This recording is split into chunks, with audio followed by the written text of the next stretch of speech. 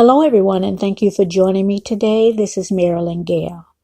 Listen, I'm going to bring you a recap of Seeking Sister Wife, and this is the third family, the McGees, and they live in Mississippi, Brandon, Mississippi.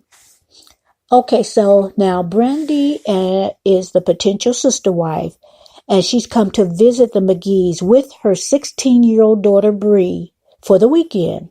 Now, the McGees have two boys. One is Kyle, 11 years old, and the other is John, 14. As they're eating around the table, because they've been preparing and everyone's been helping with the cooking, Bernie and Paige have been cooking, preparing for Brandi's visit. So while they're sitting down eating, and everybody is just kind of being silent, it's very awkward at this stage. So someone, I think it's John, the oldest 14-year-old, he just points out as his father is eating a hamburger, you're eating that hamburger all wrong. And you flip it over so the hamburger is upside down. So everybody kind of get a kick out of that, and it kind of breaks the ice. So Bernie is saying that he doesn't think that Paige is jealous like she's been before.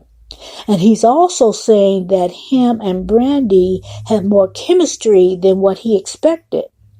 They're flirting with each other while they're eating at the table. They're smiling and hee-heeing at each other.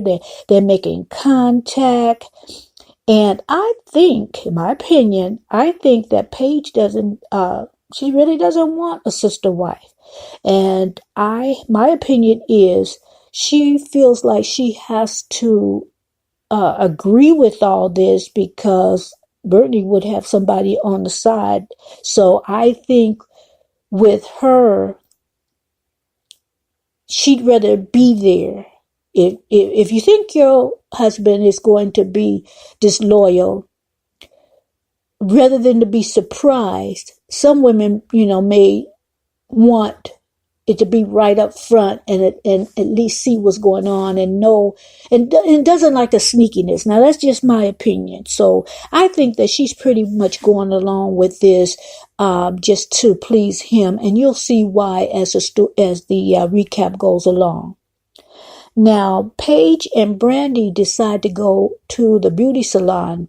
Of course, Brandi is going to go on a date later on with Bernie, but they both feel like that would be a good bonding time if they went to the hairdresser. So they're both getting their hair done and talking about, getting ready to go out. And Brandi is saying, that it's kind of weird that she's going out with somebody's husband and the wife is right there. Now, the hairdresser, when they're talking like they're the only two people in the room, just talking very freely about what's going to happen and what the situation. So it's easy to figure out the hairdresser just listening and knowing that, okay, this is the mistress and this is the wife, not knowing that it's a sister wife, and they may not even realize that this has been planned and everybody knows what's going on. They just know that one woman is going out with the other woman's husband, and they know everybody is aware of the situation. Okay. Now, like I said, the women are just talking freely, like you do in the beauty salon. You talk freely, even the strangers, sometimes you're having a conversation, and by the end of the conversation, you think the person you're talking to. Well, men do the same in barbershops. So Paige and Brandi, Paige is telling Brandi that there will be no intimacy until commitment is made. And Brandi is looking at her like she's not with that. Because you can tell the expression on Brandi's face, like it was kind of like a shocker. So Brandi tells in the confessional, she feels what happens with Bernie and her happens with Bernie and her. And the same with Bernie and Paige. Whatever happens between them two happens between them two. Now, in essence, what I'm getting is, if you just kind of put it in plain language, Brandi is saying, ain't your business what happens between me and Bernie. What we do is what we do. And what you guys do is what you guys do. And it's nobody's business between the women what is happening between Bernie. Because they know they're sharing him, but that's what I got from the confessional, how she's feeling about that. But Brandi tells Paige she will respect all boundaries, of which Paige tells her, "Oh, you're so nice. I don't think I could ever get mad at you." And Brandi tells her, "Oh, I'm sure you can." So the hairdressers, they looking at this back and forth like, you know what? I can't believe these two. Or is it what I'm really thinking? So Paige is pretty much saying in her confessional, her and Brandi are bonding, and she trusts Brandi, and she doesn't have any trust issues at all. Yeah, right.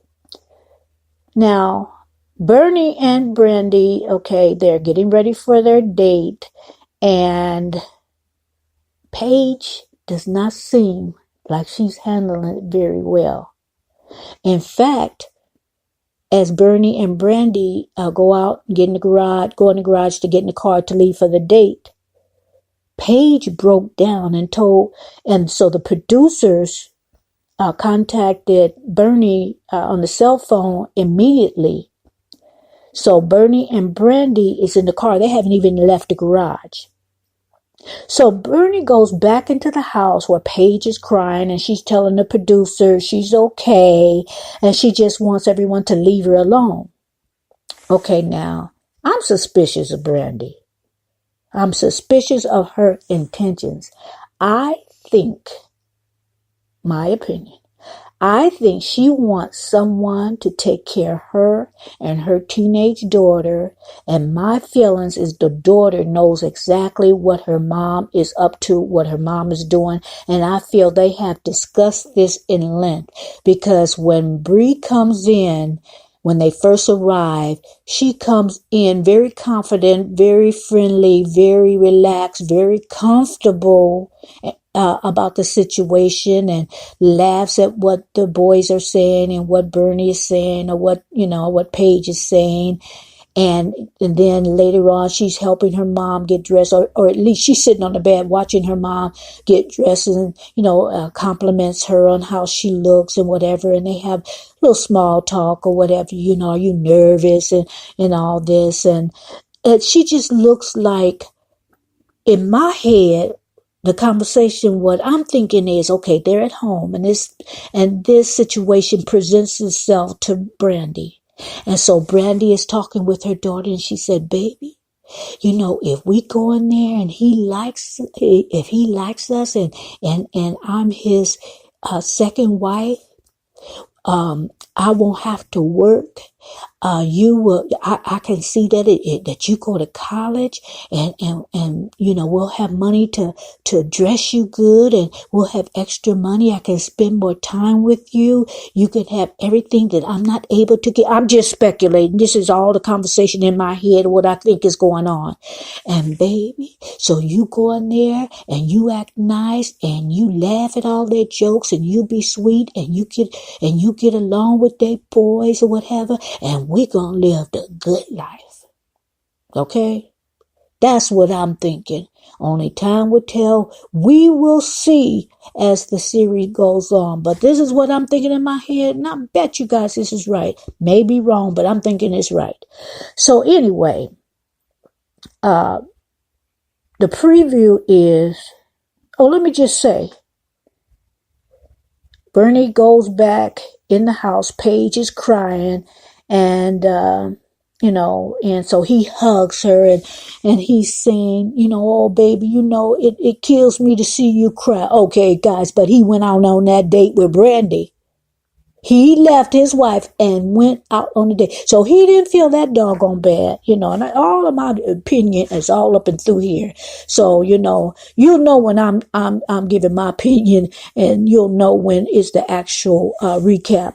But anyway, they did have it left there. They did have a preview where Paige is in the confessional. Now listen to this.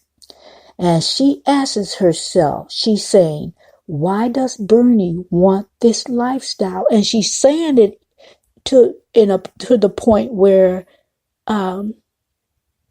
she's regretful, she's remorseful of even agreeing with this, because she even says, why? And then she asks herself, why do I want this lifestyle? Now this shows that she never wanted this. She's just confessing now to what her inner feelings are, because she's feeling some kind of way because they're out on a date at this point. And every insecurity that she has had is coming to the forefront. Okay, guys, so that is what I have for right now. I'll bring you another recap. It comes on, every Sunday.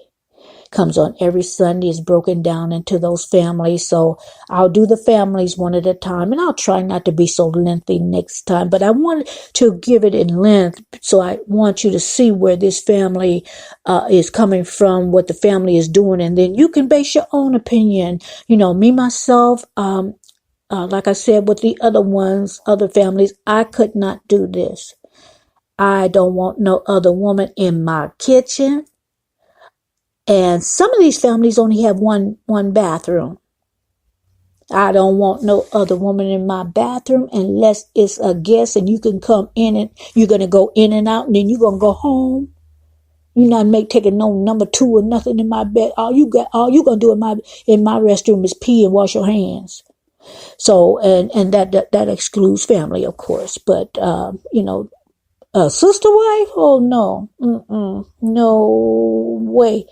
I want you in my kitchen, like I said. I would rather you just take that man and go about your business, but stay out of my kitchen and my bathroom. Okay, guys, I'm being silly now. But anyway, that's partly the way I feel. I have a deeper feeling, but I'll spare you guys. But anyway, that's what I got for now. Join me next time for the recap. Push the subscribe button and the notification bell for further videos. You don't want to miss this series. I bet you it's going to get real juicy. I'm looking forward to just recapping this series. To me, I think it's interesting. It doesn't matter whether I agree or not. It's just interesting what people allow and what people will allow in their life and how people live. And, everybody got a right to live the way they want to, as long as it doesn't affect me. Although polygamy is against the law in many states, even Utah, where I think a lot of it, came from in the United States that I know of. I'm just guessing at that. But it's just interesting. So I will see you another time. Thank you for joining me, and everyone have a good night. Thank you.